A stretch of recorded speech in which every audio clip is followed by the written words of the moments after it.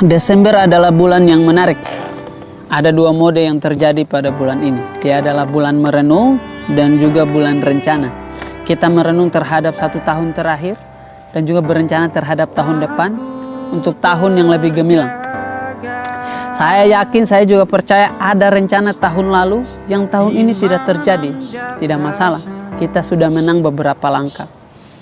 Untuk kamu yang berencana, mencoba dan juga gagal, maka beruntunglah kamu.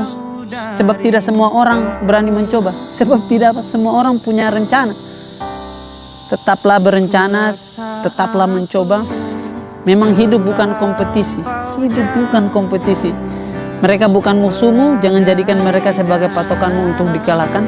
Sebab musuhmu adalah kamu yang tahun kemarin. Maka mari kita kalahkan tahun depan.